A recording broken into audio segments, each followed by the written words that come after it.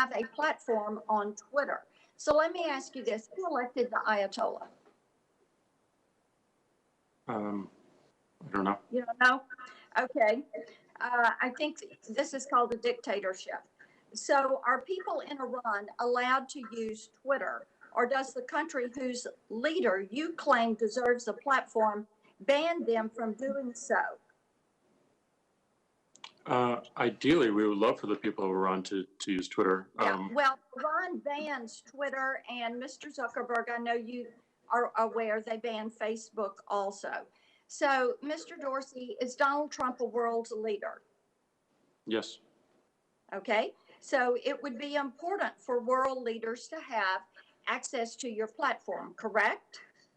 Correct. And so, why do you deny that platform via censorship to the U.S. president? We haven't censored the U.S. president. Oh, yes, you have. How many posts from Iran's terrorist Ayatollah have you censored? How many posts from Vladimir Putin have you censored? We have labeled tweets of world leaders. We have a policy around not taking down the content, but simply adding more context around it. Okay. And the U.S. president you have censored 65 times. You testified that you're worried about disinformation and election interference. That is something we all worry about. And of course, for about 100 years, foreign sources have been trying to influence U.S. policy and U.S. elections. Now they're onto your platforms. They see this as a way to get access to the American people. So, given your refusal to censor or ban foreign dictators while regularly censoring the president, aren't you at this very moment personally responsible for flooding the nation with foreign disinformation? Just to be clear, we have not censored the president. We have not taken the tweets down that you're referencing. They have more context and a label applied to them. And we do the same for leaders around the world. Okay. Let me ask you this. Do you share any of your data mining? And this is to each of the three of you.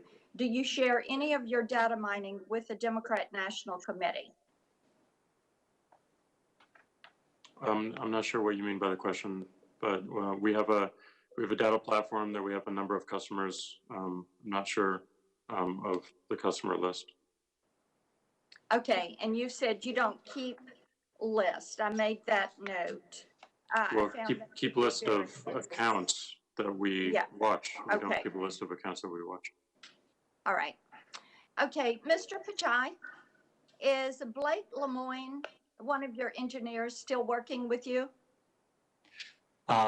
Senator, I'm familiar with his name as an employee. I'm not sure whether he's currently an employee. Okay. Well, he has had very unkind things to say about me, and I was just wondering if you all had still kept him working there. Also, I want to mention with you, Mr. Pakai, the way you all have censored some things. Google searches for Joe Biden generated approximately 30,000 impressions for Breitbart links. This was on May 1. And after May 5th, both the impressions and the clicks went to zero. I hope that what you all realize from this hearing is that there is a pattern. You may not believe it exists, but there is a pattern of subjective manipulation of the information that is available to people from your platforms. What has driven additional attention to this is the fact that more of a family's functional life is now being conducted online. Because of this, more people are realizing that you are picking winners and losers. You're trying to, Mr. Zuckerberg, years ago you said Facebook functioned more like a government than a company. And you're beginning to insert yourself into these issues of free speech. Mr. Zuckerberg, with my time that is left, let me ask you this. You mentioned early in your remarks that you saw some things as competing equities. Is the First Amendment a given right, or is that a competing equity? Expression. I believe strongly in free expression. Sorry if I was on mute there.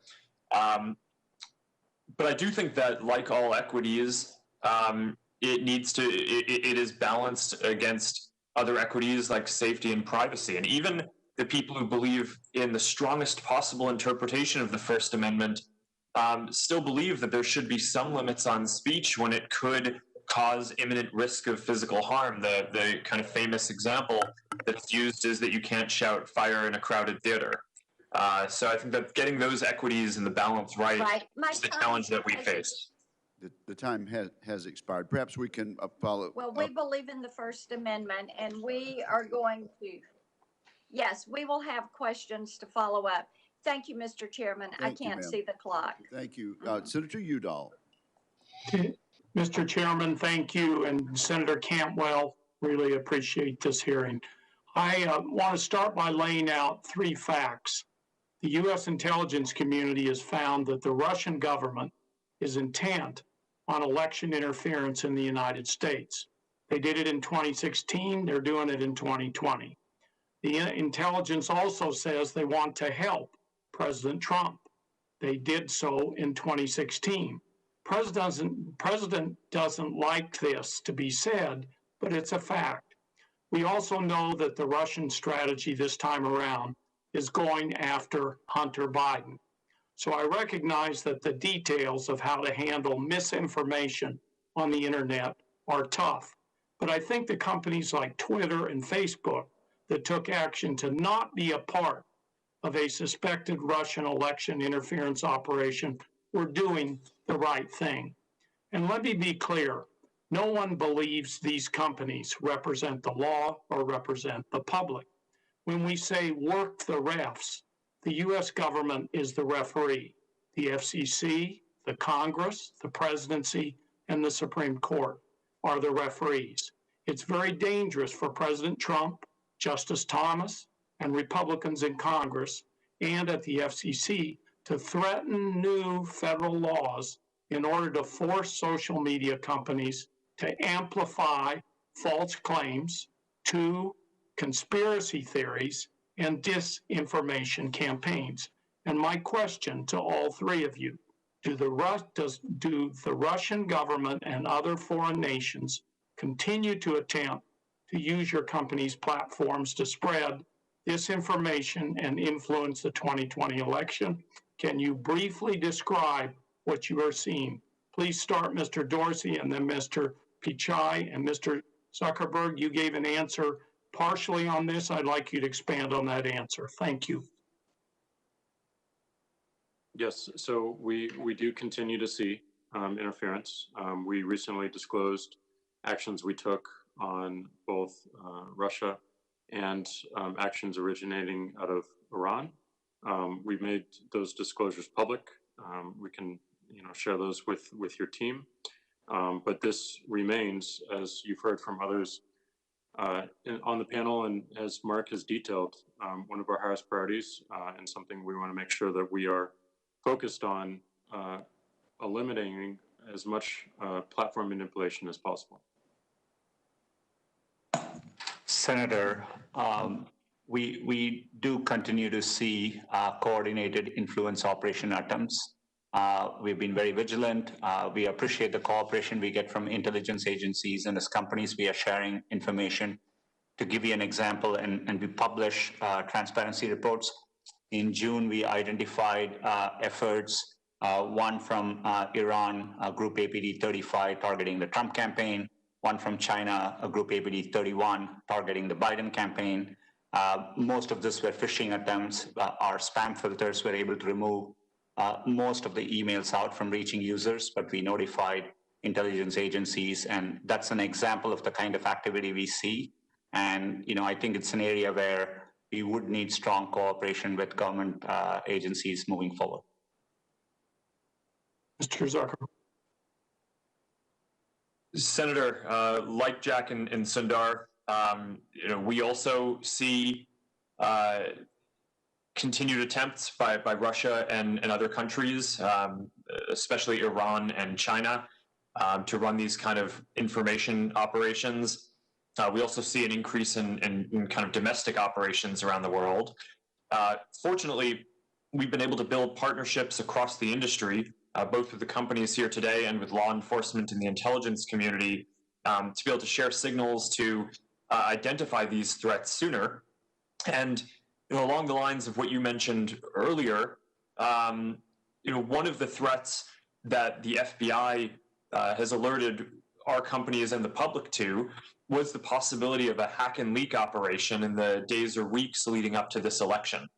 So you had both the public testimony from the FBI and in private meetings, alerts that were given to at least our company, I assume the others as well, that suggested that we be on high alert and sensitivity, that if a trove of documents appeared, that we should view that with suspicion, that it might be part of a foreign manipulation attempt. So that's what we're seeing, and I'm happy to go into more detail as well if that's helpful. Okay, thank you very much. And this one's a really simple question, I think a yes or no. Will you continue to push back against this kind of foreign interference, even if powerful Republicans threaten to take official action against your companies? Mr. Zuckerberg, why don't we start with you and work the other way back? Senator, absolutely. This is incredibly important for our democracy, and we're committed to doing this work. Senator, absolutely. Protecting our civic and democratic process is fundamental to what we do, and we will do everything we can. Yes, and we will continue to work and push back on any manipulation of the platform. Thank you for those answers. Mr. Zuckerberg, do Facebook and other social media networks have an obligation to prevent disinformation and malicious actors spreading conspiracy theories, dangerous health disinformation, and hate speech, even if preventing its spread means less traffic and potentially less advertising revenue for Facebook? Senator, in general, yes. I think that for foreign countries trying to interfere in democracy, I think that is a relatively clear-cut question where I would hope that no one disagrees that we don't want foreign countries or governments trying to interfere in our elections, whether through disinformation or fake accounts or anything like that. Around health misinformation, we're in the middle of a pandemic. It's a health emergency. I certainly think that this is a high sensitivity time. So we're treating with extra sensitivity any misinformation that could lead to harm around COVID, that would lead people to not get the right treatments or to not take the right security precautions. We do draw a distinction between harmful misinformation and information that's just wrong. And we take a harder line and more enforcement against harmful misinformation. Thank you. Thank you, Mr. Chairman. Thank you, Senator Udall. Senator Capito. Thank you, Mr. Chairman, and thank all of you for being with us today. I would say that any time that we can get the three of you in front of the American people, whether it's several days before an election or several days after, is extremely useful and can be very productive. So I appreciate the three of you coming and the committee holding this hearing. As we've heard, Americans turn every day to your platforms for a lot of different information. I would like to give a shout out to Mr. Zuckerberg, because the last time he was in front of our committee, I had asked him to share the plenty of Facebook into rural America and help us with our fiber deployments into rural America. And when we see in this COVID environment, we see how important that is. And he followed through with that. I would like to thank him and his company for helping partner with us in West Virginia to get more people connected. And I think that is an essential. I would make a suggestion as well, maybe when we get to the end, when we talk about fines, what I think we could do with these millions and billion-dollar fines that some of your companies have been penalized on. We could make a great jump and get to that last household. But the topic today is on objectionable content and how you make those judgments. So quickly, each one of you, I know that in the section 230, it says that the term is objectionable content or otherwise objectionable. Would you be in favor of redefining that more specifically? That's awful broad, and that's where I think some of these questions become very difficult to answer. So we'll start with Mr. Dorsey on the how do you define otherwise objectionable, and how can we improve that definition so that it's easier to follow? Well, our interpretation of objectionable is anything that is limiting potentially the speech of others. All of our policies are focused on making sure that people feel safe to express themselves. And when we see abuse, harassment, misleading information, these are all threats against that. And it makes people want to leave the internet, makes people want to leave these conversations online. So that is what we're trying to protect, is making sure that people feel safe enough and free enough to express themselves in whatever way they wish. So there's a follow-up to that. Much has been talked about the blocking of the New York Post. Do you have an instance, or for instance, of when you've actually blocked somebody that would be considered politically liberal on the other side in the political realm in this country? Do you have an example of that to sort of offset where the New York Post criticism has come from? Well, we don't have an understanding of the ideology of any one particular account, and that is also not how our policies are written or our enforcement taken. So I'm sure there are a number of examples, but that is not our focus. We're looking purely at the violations of our policies, taking action against it. Yeah, Mr. Zuckerberg, how would you define otherwise objectionable, not how would you define it, but how would you refine the definition of that to make it more objective than subjective? Senator, thank you. When I look at the written language in Section 230 and the content that we think shouldn't be allowed on our services, some of the things that we bucket in otherwise objectionable content today include general bullying and harassment of people on the platform. So somewhat similar to what Jack was just talking about a minute ago.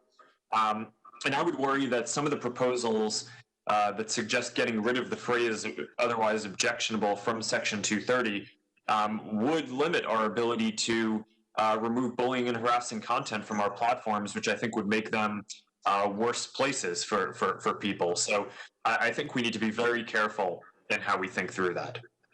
Oh, thank you. Mr. Pichai? Senator, maybe where I would add is that the content is so dynamic. YouTube gets 500 hours per minute of video uploaded on an average any day. Search 15% of queries we have never seen before. To give you an example, a few years ago, there was an issue around teenagers consuming Tide Pods, and it was a kind of issue which was causing real harm. When we run into those situations, we are able to act with certainty and protect our users. The Christchurch shooting, where there was a live shooter, live streaming horrific images, it was a learning moment for all our platforms. We were able to intervene, again, with certainty. And so that's what otherwise objectionable allows. And, I think that flexibility is what allows us to focus. We always state with clear policies what we are doing, but I think it gives platforms of all sizes, flexibilities to protect our users. Thank you. I think, I'm hearing from all three of you really that the definition, is fairly acceptable to you all. In my view, sometimes I think it can go too much to the eye of the beholder type and the beholder being either you all or your reviewers or your AI, and then it gets into a region where maybe it becomes so very subjective. I want to move to a different topic because in my personal conversations with at least two of you, you've expressed the need to have the 230 protections because of the protections that it gives to the small innovators.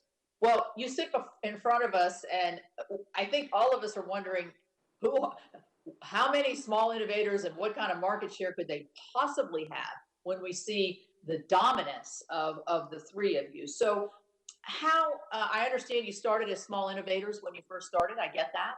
How can a small innovator really break through? And what does 230 really have to do with the ability of I'm skeptical on the argument, quite frankly. So whoever wants to answer that, Mr. Zuckerberg, you want to start?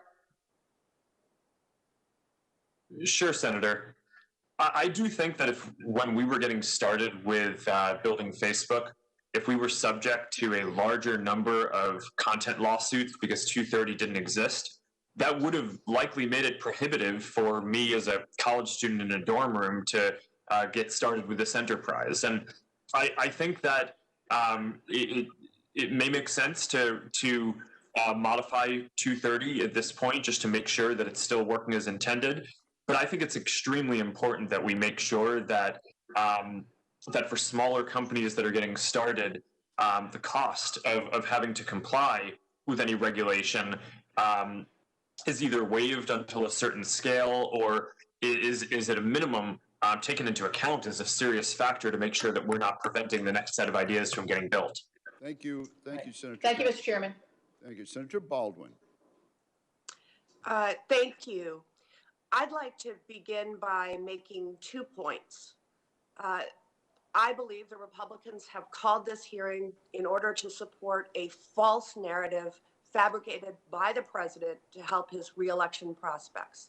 And number 2, I believe that the tech companies here today need to take more action, not less, to combat misinformation, including misinformation on the election, misinformation on the COVID-19 pandemic, and misinformation and posts meant to incite violence.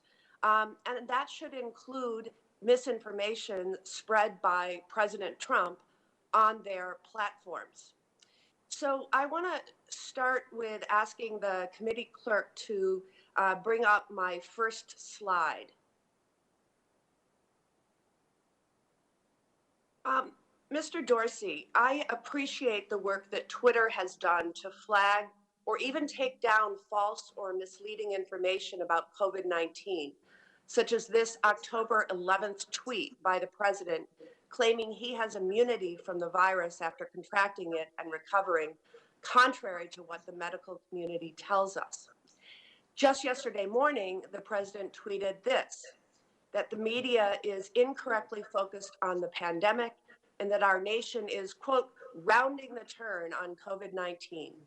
In fact, according to Johns Hopkins University, in the past week, the 7-day national average of new cases reached its highest level ever. And in my home state of Wisconsin, case counts continue to reach record levels. Yesterday, Wisconsin set a new record with 64 deaths and 5,462 new confirmed cases of COVID-19. That is not rounding the turn, but it's also not a tweet that was flagged or taken down. Mr. Dorsey, given the volume of misleading posts about COVID-19 out there, do you prioritize removal based on something like the reach or audience of a particular user of Twitter? I could be mistaken, but it looks like the tweet that you showed actually did have a label pointing to both of them, pointing to our COVID resource hub in our interface. So in regards to misleading information, we have policies against manipulated media in support of public health and COVID information, and election interference and civic integrity. And we take action on it. In some cases, it's labeling. In some cases, it's removal. What additional steps are you planning to take to address dangerously misleading tweets like the president's rounding the turn tweet? We want to make sure that we are giving people as much information as possible, and that ultimately we're connecting the dots. When they see information like that, that they have an easy way to get an official resource or many more viewpoints on what they're seeing. So we'll continue to refine our policy. We'll continue to refine our enforcement around misleading information. And we're looking deeply at how we can evolve our product to do the same. Um, Mr. Zuckerberg, I want to turn to you to talk about the ongoing issue of right-wing militias using Facebook as a platform to organize and promote violence. Could the committee clerk please bring up my second slide?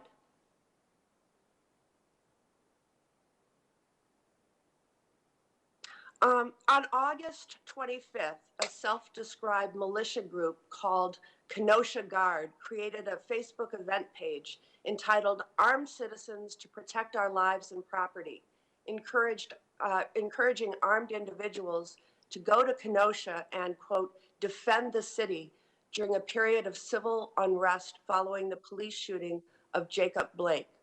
That evening, a 17-year-old from Illinois did just that and ended up killing 2 protesters and seriously injuring a third.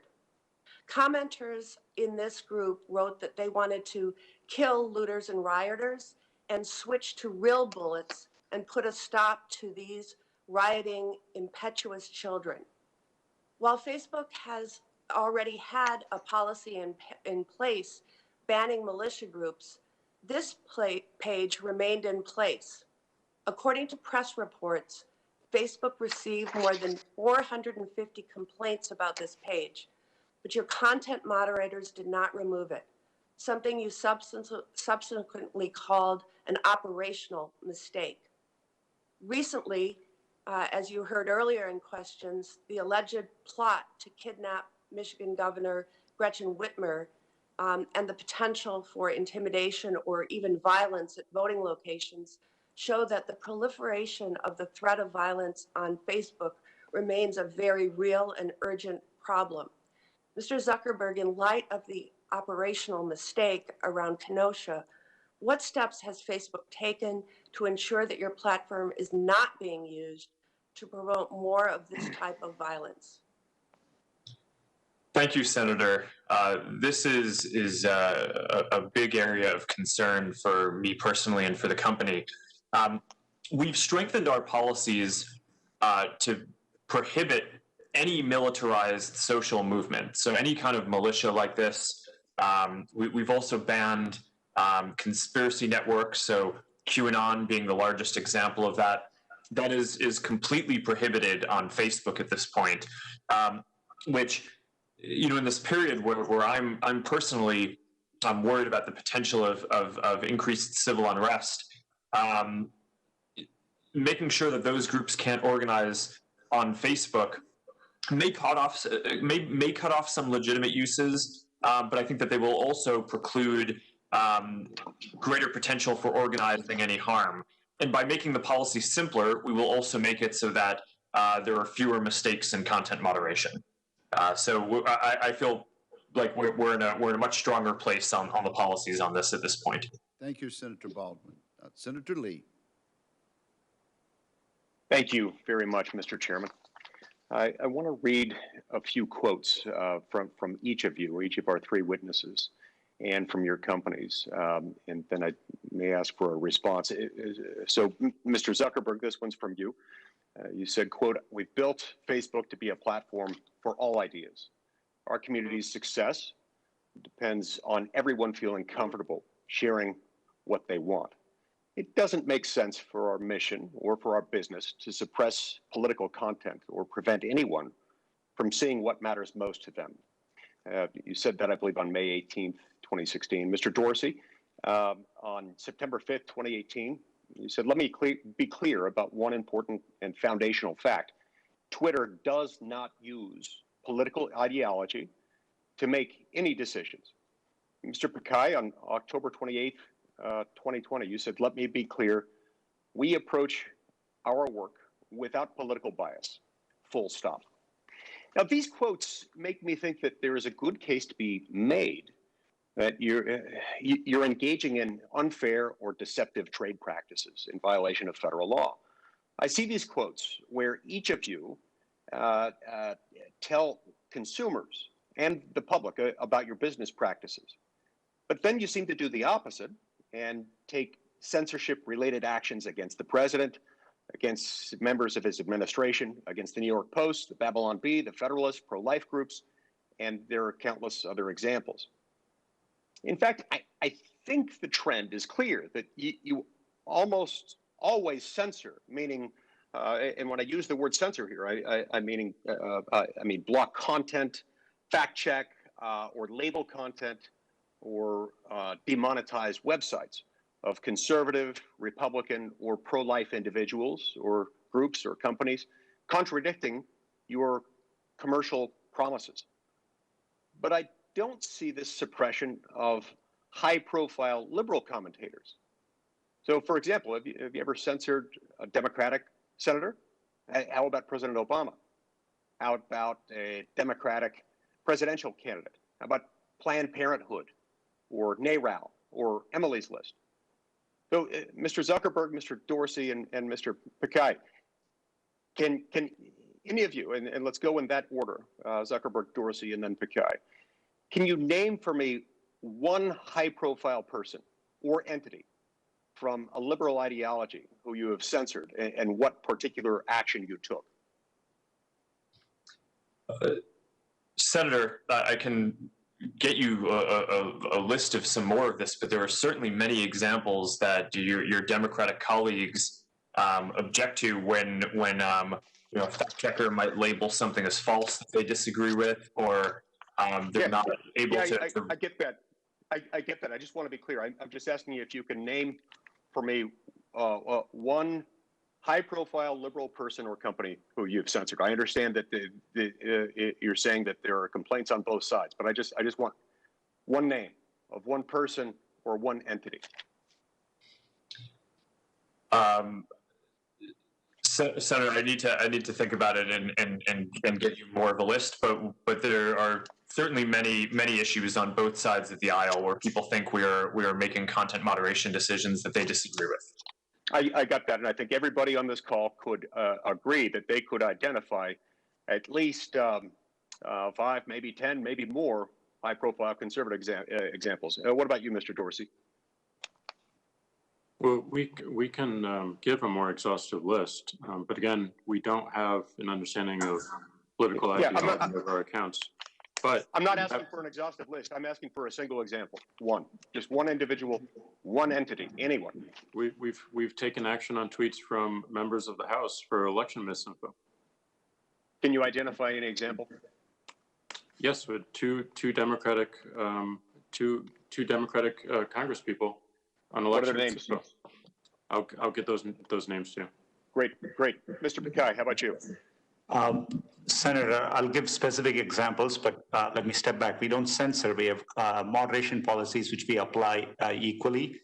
To give you an example, on our ads. I get that. I use the word censor as a term of art there, and I defined that term. And I don't.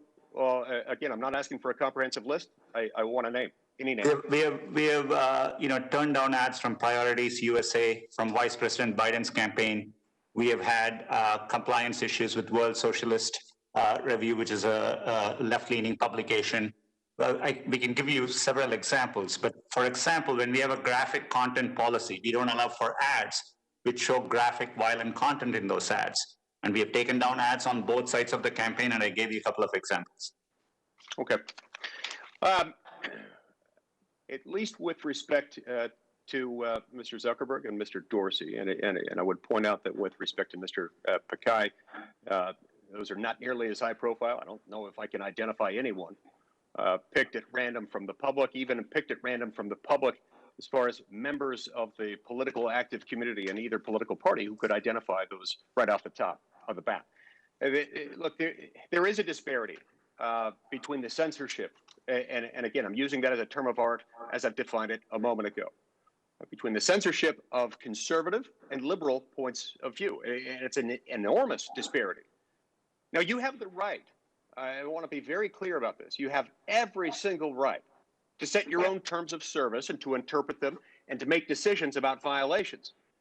But given the disparate impact of who gets censored on your platforms, it seems that you're either, one, not enforcing your terms of service equally, or alternatively, two, that you're writing your standards to target conservative viewpoints. You certainly have the right to operate your own platform, but you also have to be transparent about your actions, at least in the sense that You can't promise certain corporate behavior and then deceive customers through contradictory actions that just blatantly contradict what you've stated as your corporate business model or as your policy. So, Mr. Zuckerberg and Mr. Dorsey, if Facebook is still a platform for all ideas, and if Twitter, quote, does not use political ideology to make decisions, then do you state before this committee that, for the record, that you always apply your terms of service equally to all of your users? Senator, our principle is to stand for free expression and to be a platform for all ideas. I certainly don't think we have any intentional examples where we're trying to enforce our policies in a way that is anything other than fair and consistent. But it's also a big company, so I get that there are probably mistakes that are made from time to time. But our North Star and what we intend to do is to be a platform for all ideas and to give everyone a voice.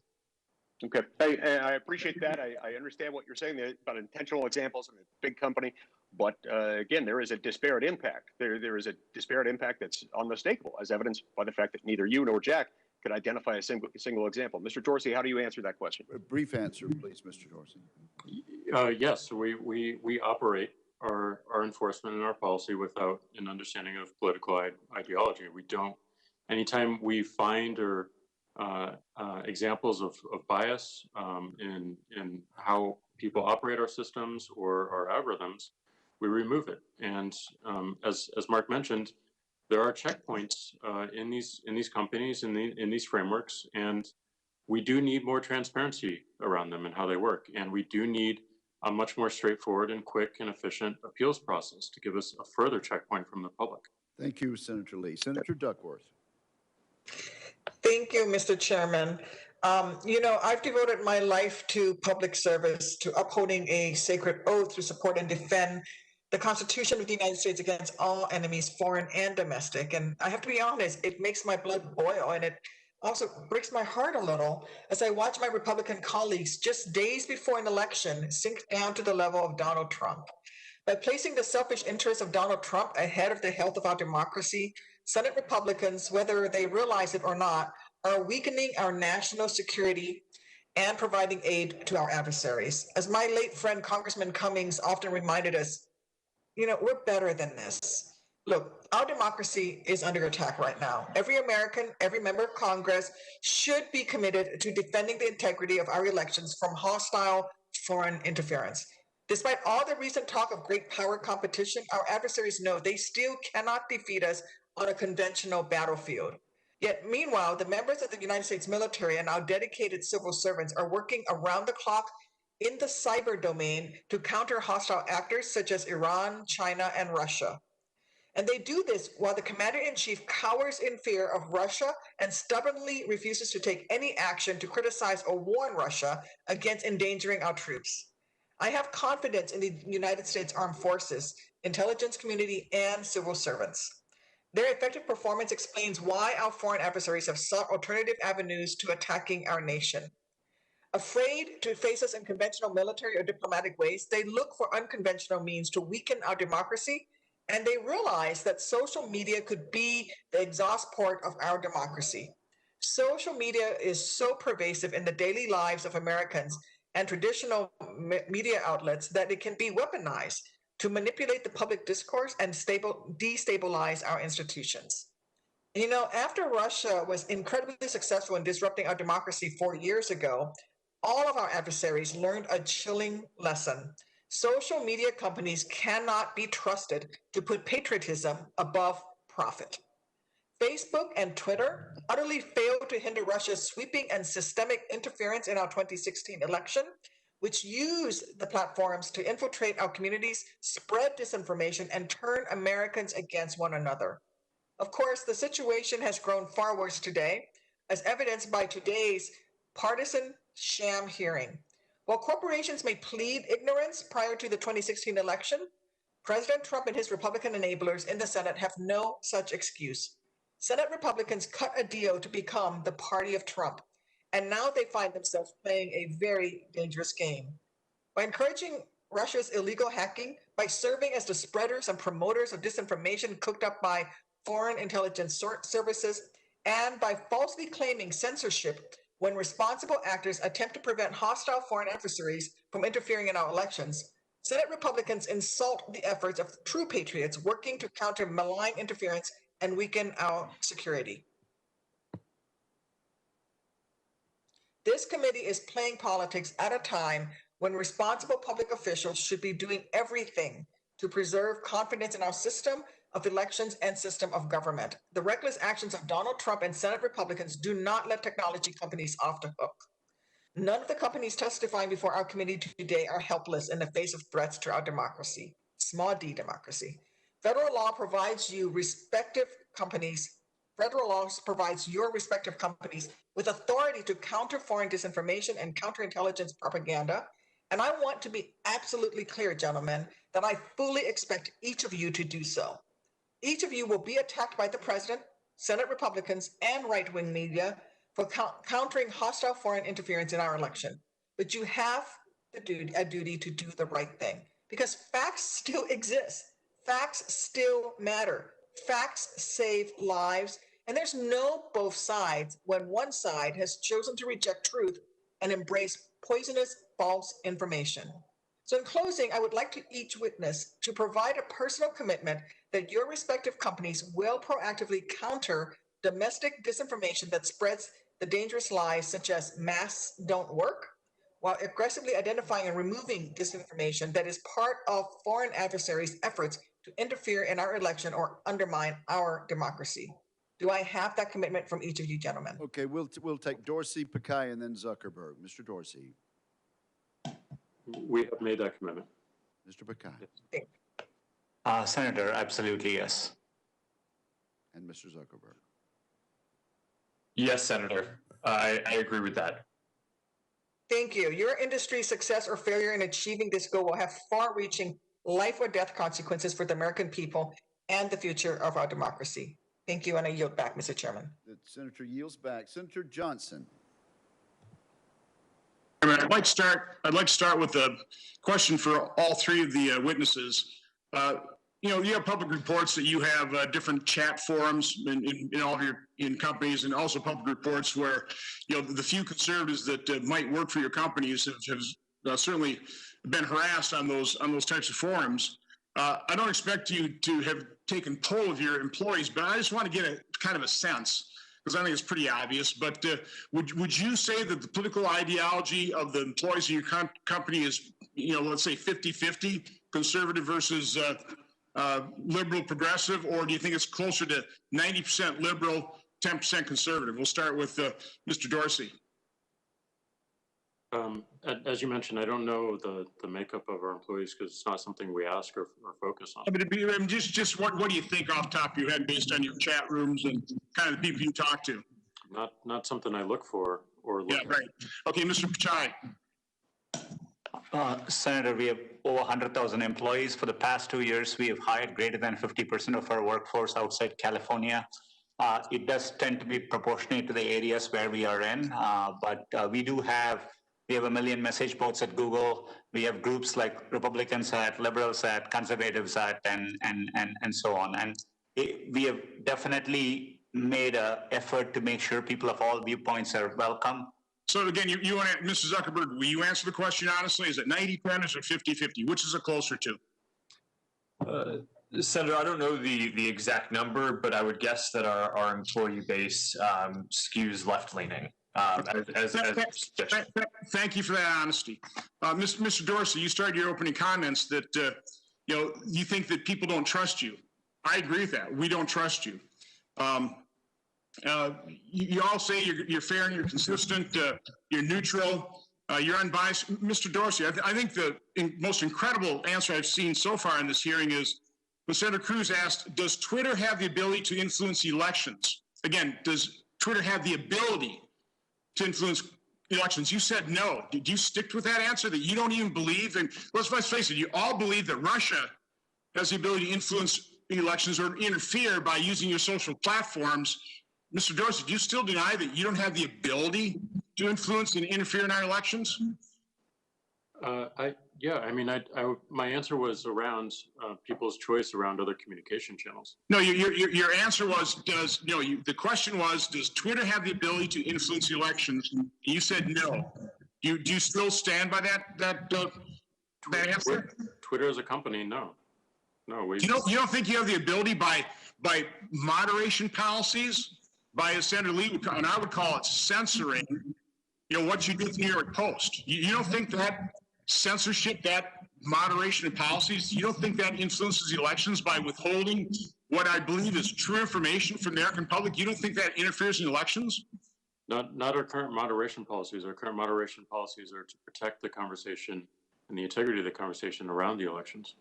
Okay, for both Mr. Zuckerberg and Dorsey, who censored the New York Post stories or throttled them back, do either one of you have any evidence that the New York Post story is part of Russian disinformation, or that those emails aren't authentic? Do any of you have any information whatsoever they're not authentic, or that they are Russian disinformation?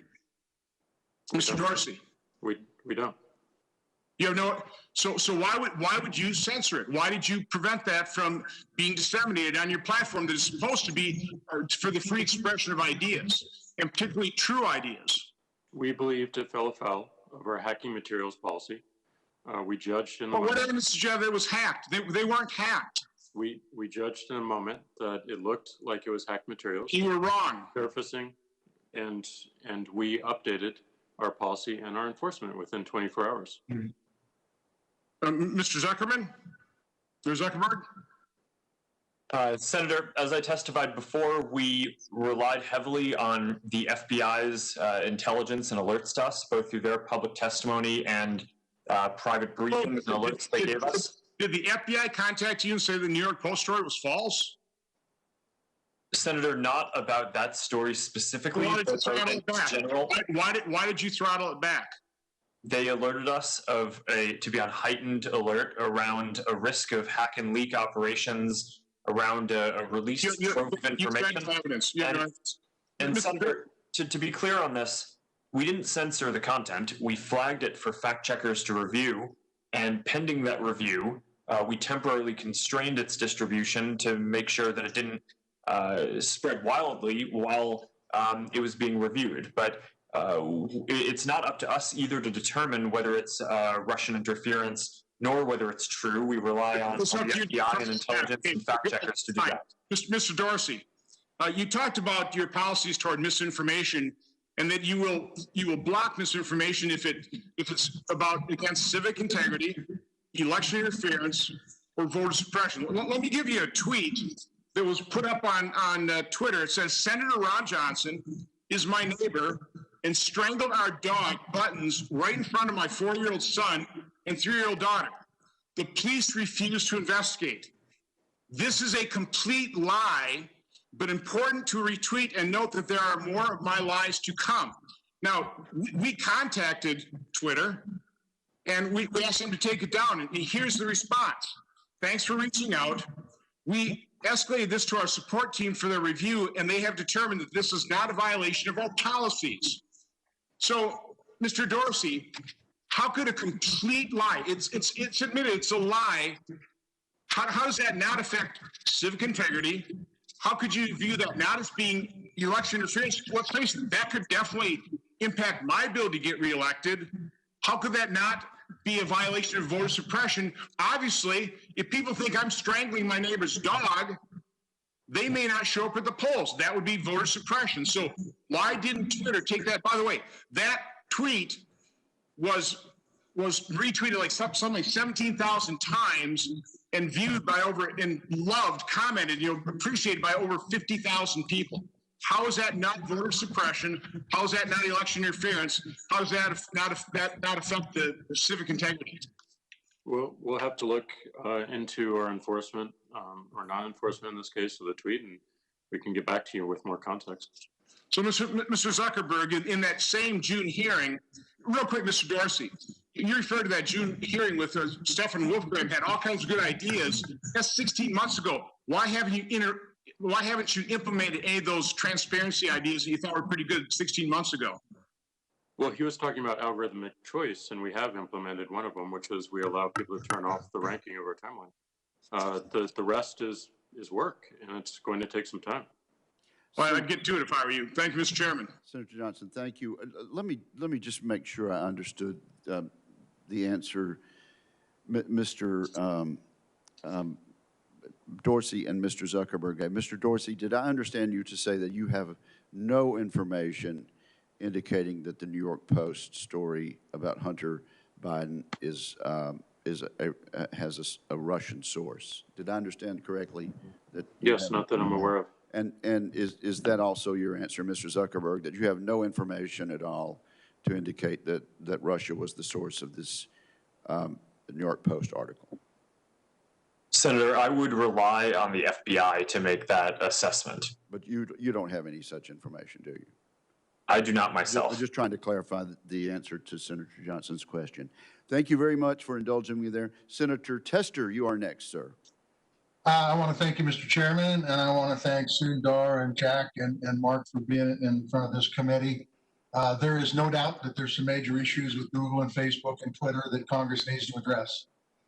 Quite frankly, big tech is the unregulated Wild West that needs to be held accountable. And we do need to hear from all three of you about a range of critical issues that Americans deserve answers on, like data privacy, antitrust, the proliferation of misinformation on your platforms. In a moment, I'm going to ask all of you to commit to returning to this committee early next year to have a hearing on these important issues. But the truth is, my Republican colleagues arranged this hearing less than a week from Election Day for one specific reason: to make a last-ditch case based on shoddy evidence that these companies are censoring conservative voices. It is a stunt, and it's a cheap stunt at that. It is crystal clear that this hearing is designed to cast doubt on the fairness of the upcoming election and to work with the platforms to allow bad information to stay up as November 3rd approaches.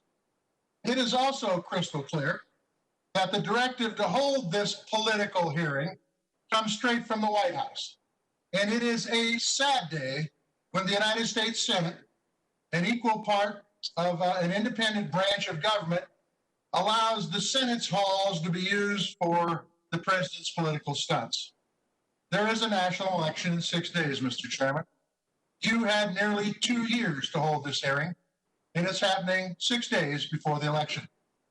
The idea that we should have a sober hearing about putting the reins on big tech 6 days before the election, quite frankly, doesn't pass the smell test. Today, this hearing is about electoral politics. I know it, you know it, everybody in this room knows it. And I know the American people are smart enough to figure that out. I'm going to talk a little more about that in a second. But first, I want to thank the panel once again for being here. And I want to start by asking a question about making a more sincere effort to discuss the issues that surround big tech down the road. So the question for the panel, and this is a yes or no answer: will you commit to returning to testify again in the new Congress? Start with you, Jack. Yes, we're always happy to, myself or one of our teammates is always happy to talk to American people. Sundar? Senator, yes, we have engaged many times, and we are happy to continue that engagement with Congress. How about you, Mark? Senator, yes, I hope we can continue to have this conversation, and hopefully not just with the CEOs of the companies, but also with experts who work on these issues every day as part of their jobs. Absolutely. I think the more information, the better, but not based on politics, based on reality. And I want to thank you for that, because we are in a very unreal time when it comes to politics. Quite frankly, we are in a time when fake news is real and real news is fake. And you guys try to shut down the fake news, whether it comes from Joe Biden's mouth or whether it comes from Donald Trump's mouth. And the fact is, if Joe Biden said some of the crazy and offensive stuff that the president has said, he would get fact-checked in the same way. Wouldn't you agree? You can nod your head to that. Wouldn't you agree? If Joe Biden said the same stuff that Trump said, that you would do the same sort of fact-checking on him? Shall we take Mr. Dorsey, Mr. Pakai, and Mr. Zuckerberg in that order? If we found violations of our policy, we would do the appropriate enforcement action. Thank you. Zuckerberg? Just go ahead then, Mr. Pakai. Senator, yeah, we would apply our policies without regard to who it is from, and we apply it neutrally. Okay, thank you. Mark? Senator, I agree with what Jack and Sundar said. We would also apply our policies to everyone. And in fact, when Joe Biden tweets or posts and cross posts to Facebook about the election, we put the same label, adding context about voting on his posts as we do for other candidates. Thank you for that. In 2016, Russians built a network of bots and fake accounts that they use to spread disinformation. This year, it seems they're seeding your networks with disinformation and relying on Americans, including some folks in Congress, to amplify and distribute it. What tools do you have to fight foreign disinformation on your platforms when it's spread by Americans? Jack? We're looking at our policies are against platform manipulation, period, no matter where it comes from. So whether that's foreign or domestic, we see patterns of people or organizations that attempt to manipulate the platform and the conversation, artificially amplify information. Thanks. Mark? Senator, the efforts are a combination of AI systems that look for anomalous behavior by accounts or networks of accounts, a large human effort where we have 35,000 employees who work on security and content review, and partnerships that we've made with the other tech companies here, as well as law enforcement and intelligence community and election officials across the world to make sure that we have all the appropriate input signals and can share signals on what we're seeing with the other platforms as well. Okay, Sundar? Two things to add, Senator, to give different examples. We partner with over 5,000 civic entities, campaign organizations at the federal and the state level to protect their campaigns' digital assets with our advanced protection program and training. And others, I would echo, there's been an enormous increase in cooperation between the tech companies. As companies, we are sharing a lot of information and doing more together than ever before. Thank you. I just want to close with one thing. We've heard a lot of information out here today where when you hire somebody, you're supposed to ask them their political affiliation. You're supposed to ask them who they've donated to. There's supposed to be a political litmus test. If you hire a Biden person, you're supposed to hire a Trump person. Why not hire a tester person, huh? And it's about, let's talk about business. We want to regulate business. And if that business is run by a liberal, we're going to regulate them different than if they're run by a conservative outfit. That reminds me a lot of the Supreme Court, where you have two sets of rules, one for a Democratic president, one for a Republican. This is baloney, folks. Get off the political garbage and let's have the Commerce hearing do its job. Thank you very much. Thank you, Senator Tester. Senator Scott. All right, thank you, Chairman, for hosting this. I think, first off, if you followed all this today, what you'll clearly come to the conclusion is Republicans believe that you censor, and Democrats think it's pretty good what you're doing. We're blessed to live in the United States, a democracy where we are granted individual freedoms and liberties under the Constitution. This isn't the case around the world. We can look at what's happening in Communist China right now. General Secretary Xi is committing horrible human rights abuses against China's minority communities and censoring anyone that speaks out about their oppression. The Chinese Communist Party surveils their citizens and uses state-run media to push their propaganda, control information their citizens consume, and hide their human rights abuses. Twitter and Facebook are banned in Communist China. So you can understand why it's concerning that we're even discussing this issue, that big technology companies are interfering with free speech. The American people entrust your companies with their information. They believe that you will protect their information and allow them to use your platforms to express themselves freely. I don't think any one person has signed up for any of your platforms and expects to be blocked or kicked off because of their political views. But it's becoming obvious that your companies are unfairly targeting conservatives. That's clearly the perception today. Facebook is actively targeting ads by conservative groups ahead of the election, either removing the ads completely or adding their own disclosure if they claim it didn't pass their fact check system. But their fact check is based on reports from known liberal media groups like PolitiFact, which clearly is a liberal media group. Twitter censored Senator Mitch McConnell and put warnings on several of the president's tweets. And until recently, they completely blocked the American people from sharing the New York Post story about Hunter Biden's laptop and suspended the New York Post account. The New York Post is one of the most circulated publications in the United States. This isn't some fringe media outlet filled with conspiracy theories. Yet you allow murderous dictators around the world to freely use your platform. Let me give you a few examples. On Twitter, Iran's Supreme Leader Ayatollah tweeted calling for the elimination of the Zionist regime. He said on May 21, 2020, the elimination of the Zionist regime does not mean the massacre of the Jewish people. The people of Palestine should hold a referendum. Any political system that they vote for should govern in all of Palestine. The only remedy until the removal of the Zionist regime is firm armed resistance. I'd like to know first why Twitter let that stay up and why the Ayatollah has not been blocked. In May 2019, Maduro, a murderous dictator, tweeted a photo of him backed by his military for a march after 3 people were killed and 130 injured during protests in his country. The tweet describes the march as a clear demonstration of the moral strength and integrity of our glorious armed forces, which is always prepared to defend peace and sovereignty. I would say this glorifies violence, which Twitter has flagged President Trump for, but Twitter let that stand. General Secretary Xi's communist regime pushed by the fact it's committing a genocide against the Uyghurs, forcing millions into internment camps because of their religion. On September 1, a Chinese government account posted on Twitter, Xinjiang camps, more fake news. What the Chinese government has done in Xinjiang has created the possibility for the locals to lead better lives. But truth that simply goes against the anti-China narrative will not be reported by some biased media. Clear lie. It has been widely reported that this claim by the Chinese government is false, but Twitter took no action.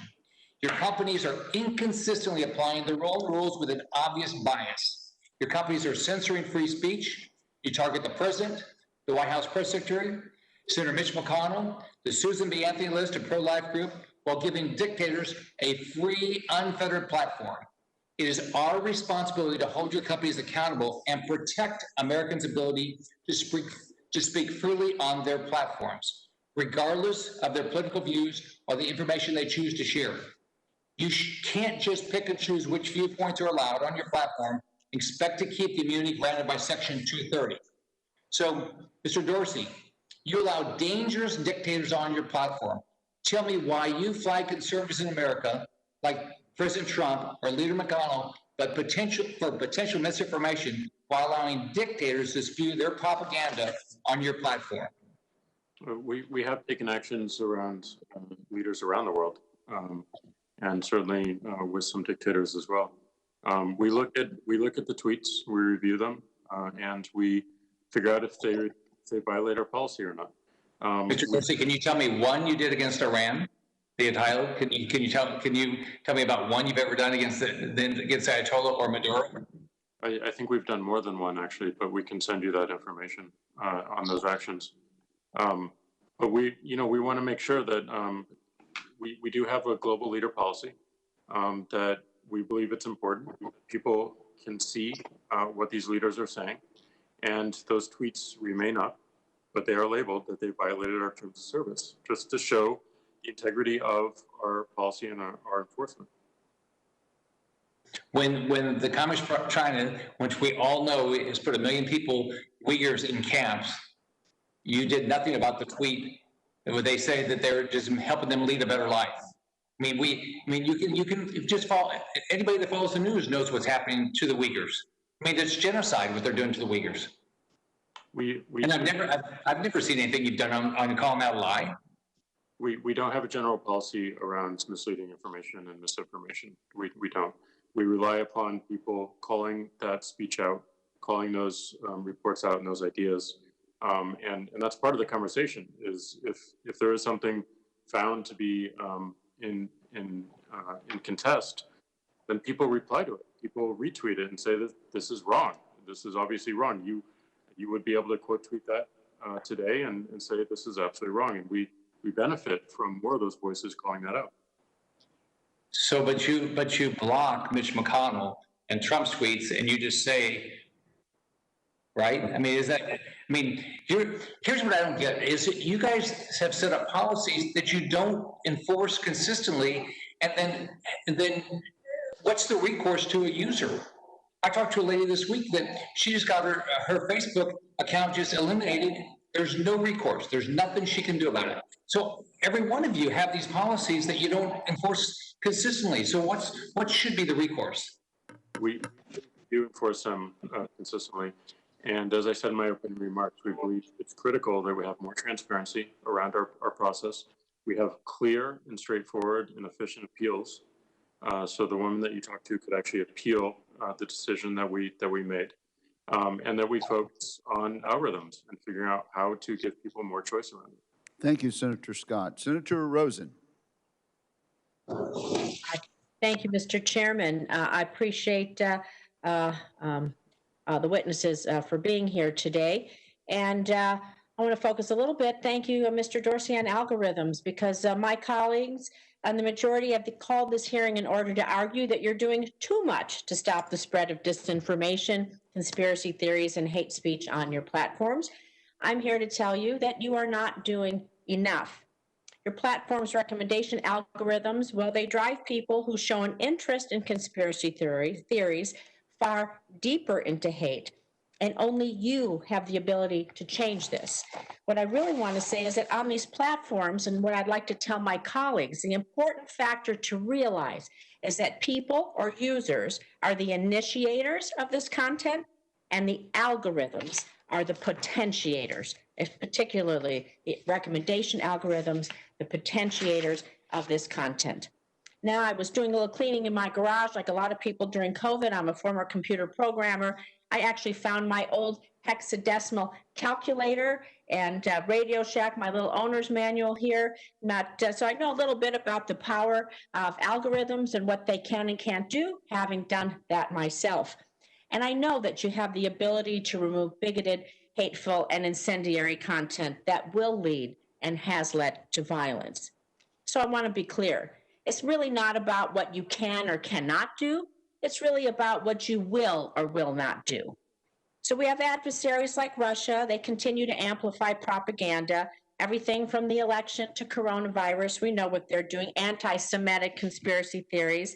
They do it on your platforms, weaponizing division and hate to destroy our democracy and our communities. The U.S. intelligence community warned us earlier this year that Russia is now actively inciting white supremacist violence, which the FBI and the Department of Homeland Security say poses the most lethal threat to America.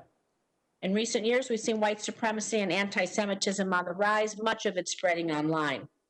And what enables these bad actors to disseminate their hateful messaging to the American public are the algorithms on your platforms, effectively rewarding efforts by foreign powers to exploit divisions in our country.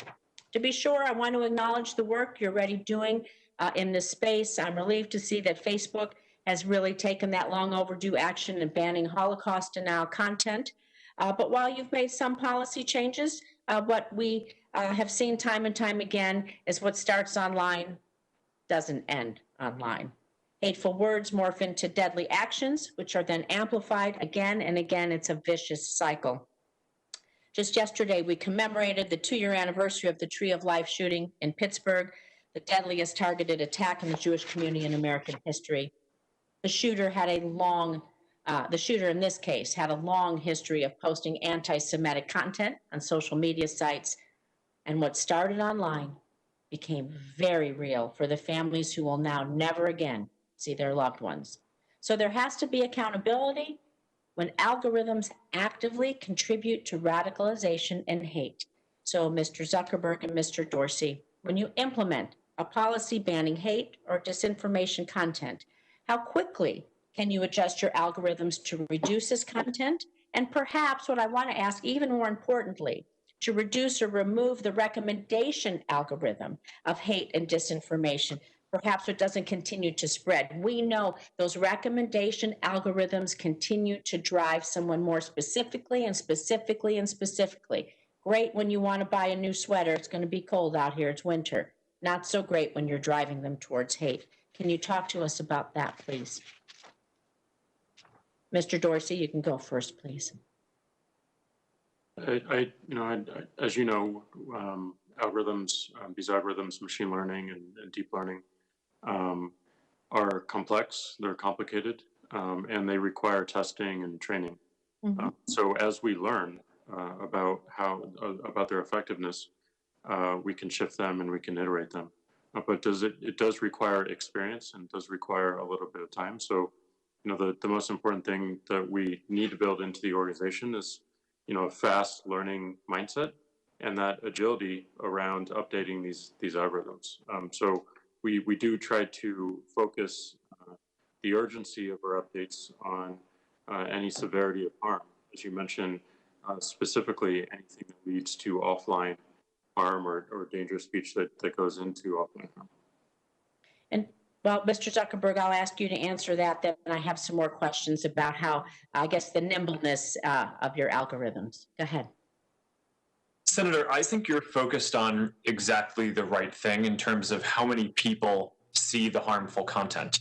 And as we talk about putting in place regulation or reforming Section 230 in terms of what we want to hold companies accountable for, I think that what we should be judging the companies on is how many people see harmful content before the companies act on it.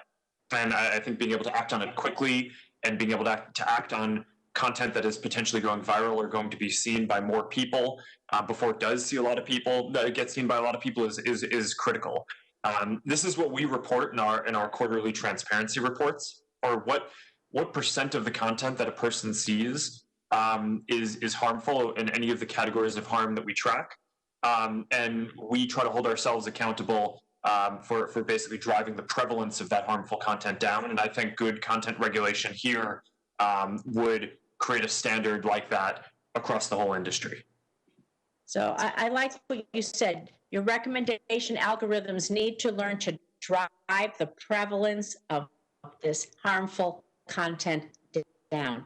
So I have some other questions. I'm going to ask those, but I would like to see some of the information about how nimble you are on driving down that prevalence when you do see it trending, when you do see an uptick, whether it's by bots, by human beings, whatever that is. We need to drive that prevalence down. And so can you talk a little bit maybe more specifically then on things you might be doing for anti-Semitism? We know that is white supremacy, the biggest domestic threat on the Homeland Security Committee. They have testified to this, the largest threat, of course, in to our nation. And I want to be sure that this violence is not celebrated and amplified on your platforms. We'll have to have a brief answer to that. Senator, to whom are you addressing the question? Mr. Zuckerberg, well, To Mr. Zuckerberg. Anyone, I only have, I think I'm the last one, but we only have just a few seconds. We can ask that. Sure, Senator. Thank you. I mean, there's a lot of nuance here, but in general, for each category of harmful content, whether it's terrorist propaganda or incitement of violence and hate speech, we have to build specific systems and specific AI systems. And one of the benefits of, I think, having transparency and transparency reports into how these companies are doing is that we have to report on a quarterly basis how effectively we're doing at finding those types of content. So you can hold us accountable for how nimble we are. Hate speech is one of the hardest things to train an AI system to get good at identifying because it is linguistically nuanced. We operate in 150 languages around the world. But what our transparency reports show is that over the last few years, we've gone from proactively identifying and taking down about 20% of the hate speech on the service to now we are proactively identifying I think it's about 94% of the hate speech that we end up taking down, and the vast majority of that before people even have to report it to us. So, but by having this kind of a transparency requirement, which is part of what I'm advocating for in the Section 230 reform, I think we'll be able to have a broader sense across the industry of how all of the companies are improving in each of these areas. Thank you for that answer, Okay. Mr. I Zuckerberg. look forward to working with everyone on this. Thank you, Mr. Chairman. As do I, Senator Rosen. Thank you very much. When this hearing convened, I estimated that it would last 3 hours and 42 minutes. It's now been 3 hours and 41 minutes. 4 of our members have been unable to join us, and that's the only reason that my prediction was the least bit accurate. Thank you all. Thank you very much, and I thank our witnesses. During my first series, during my first question to the panelists, I referred to a document that I had entered into the record during our committee meeting, I believe on October the 1st, entitled Social Media Companies Censoring Prominent Conservative Voices. That document has been updated, and without objection, it will be added to the record at this point. And I believe we are now at the point of closing the hearing. The hearing record will remain open for 2 weeks. During this time, senators are asked to submit any questions for the record. Upon receipt, the witnesses are requested to submit their written answers to the committee as soon as possible, but by no later than Wednesday, November 25th, 2020. I want to thank our witnesses for their cooperation and for bearing with us during a very lengthy hearing, and I want to thank each member of the committee for their cooperation in the conduct of this hearing. With that, the hearing is concluded, and the witnesses are thanked. This hearing is now adjourned.